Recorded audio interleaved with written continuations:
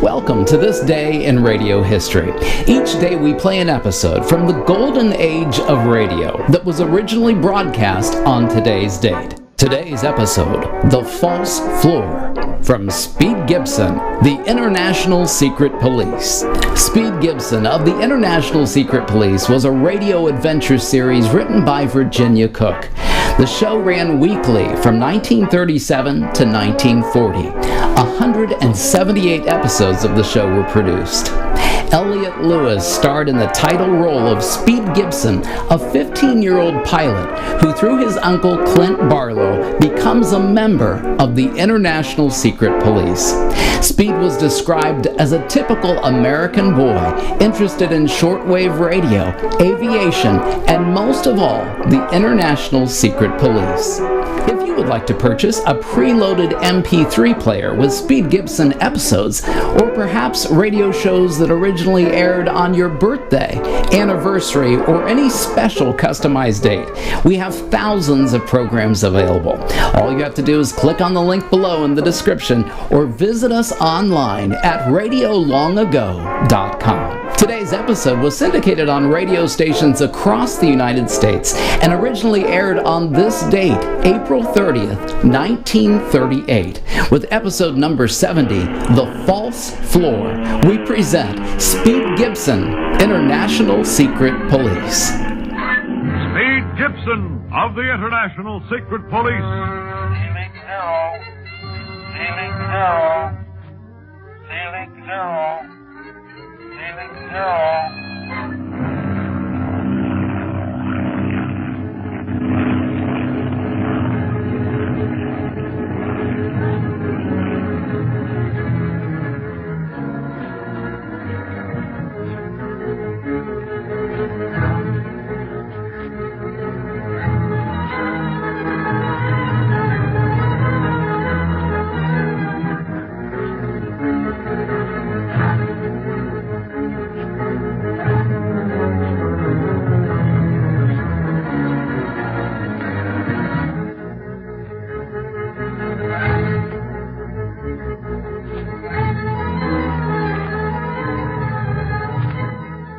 When Speed, Clint, and Chief Tipo go to the mysterious house of Paul Mounier on a supposedly friendly visit, they are really searching for Barney, who they feel sure the octopus has kidnapped.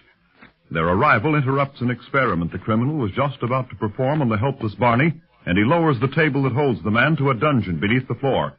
Later, as Speed and Clint are looking at the inventions, Speed stumbles over something and, on closer inspection, discovers a false floor or trap door beneath his feet. Look, Clint, it's a trap door, I tell you. It looks like it, all right.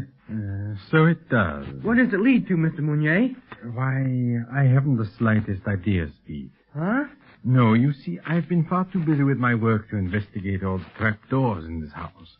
In fact, I haven't seen all the rooms.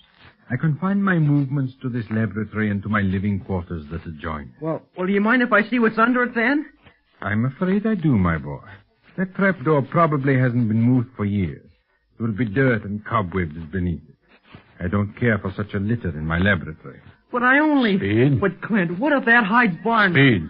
Oh, all right. You must forgive my nephew, Mr. Mounier. He has the ardent curiosity that all boys have when they discover a trap door, or, for that matter, any sort of a closed door. They always want to know what's on the other side of it. I can understand that, Mr. Barlow. Scientists have somewhat the same desire. In fact, had it not been for my curiosity as to what was on the other side of certain electrical vibrations, I never could have created this machine you see before you. Machine that appears more like a box. Yeah, it looks sort of like a coffin. That is because it is made to hold a human being, my boy. If a person is ill or run down, they would be completely revitalized by remaining in this machine for half an hour or so. Well, how is that? Electrical impulses are shot through the subject, increasing his circulation and restoring his exhausted supply of energy. I know that it is successful, for I have often taken the treatment when I have been overworked, and I come out of it completely rested. Why, that is wonderful. Well, I should say so, Chief Tipo. There have been times when I could have used this energizing invention of Mr. Mounier's very nicely. Say, Clint, look at this shortwave setup. Looks like you could reach Mars with this outfit. It is powerful, Speed, but not as powerful as it will be someday. I'm in the midst of an ultra-shortwave experiment that should revolutionize shortwave radio. Ultra-shortwave? Well, strange that you should be particularly interested in that. Strange?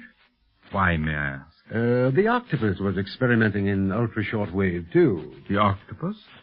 Oh, yes, that criminal you accused me of being. Yes, you're right. Strange, perhaps, yet not so strange. Even though our interests are diversified, we could still use the same medium, this criminal and I. One for evil, one for good. Mm-hmm, true. Wonder what Barney would say to that.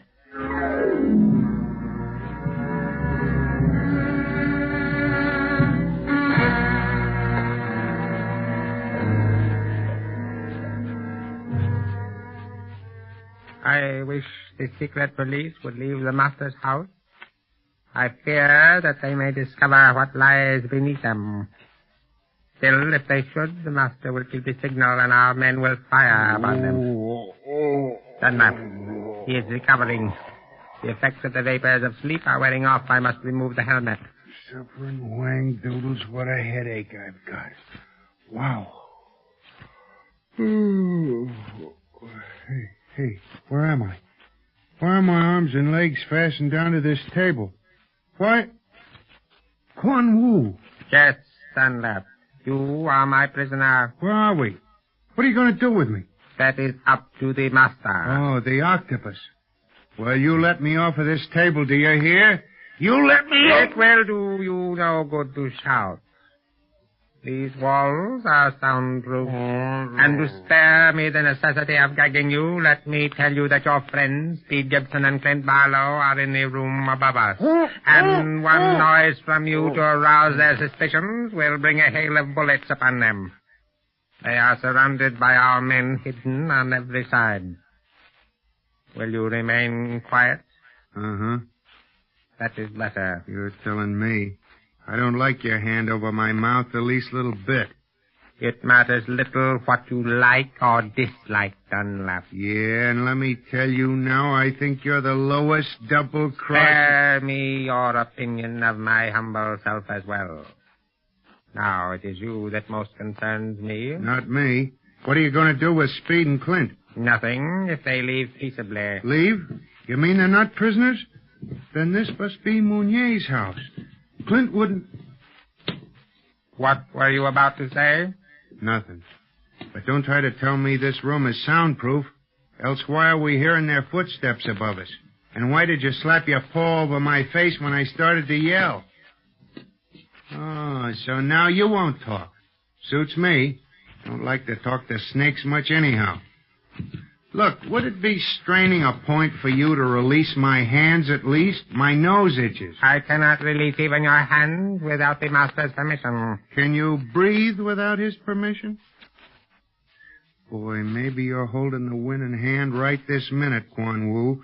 But just let me get out of here and I'll have all of Tibet down on your neck, to say nothing of the octopus. You think Tibetan winds are strong?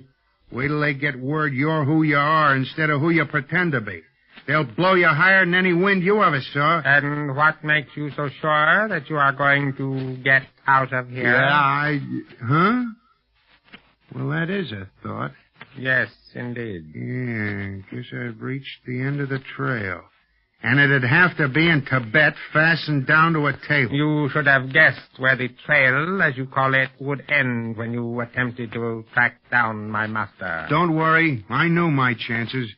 But a guy can't live forever, and I'd rather go out fighting that big devilfish and sit around and let him get away with murder and everything else on the calendar. But don't think he's going to get away with it much longer. Speed and Clint will see to that. Rubbing me out ain't going to stop him. Do not raise your voice as you speak, Dunlap. Remember, the lives of your friends depend on your silence. Yeah. But, boy, do I wish Clint or Speed knew how to read my mind.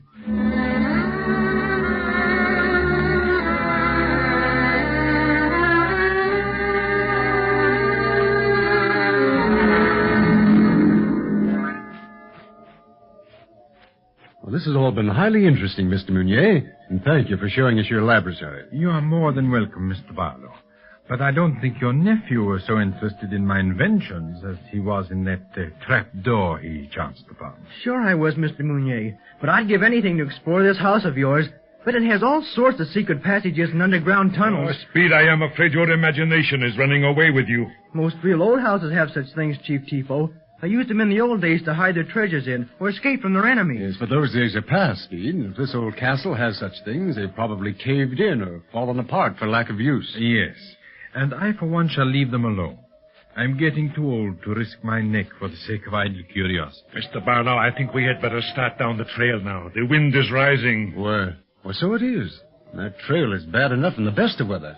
I don't want to risk it in a high wind. No one likes to be abroad in the Pass of the Iron Dagger at the hour of the winds.